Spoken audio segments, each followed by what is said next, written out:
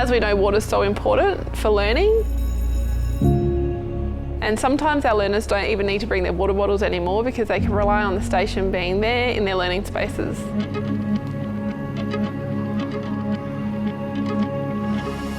The Civiq hydration stations are all throughout the school. The idea is that they are connected to the learning environments. So there's over 30 plus, and we've got them in all different spaces.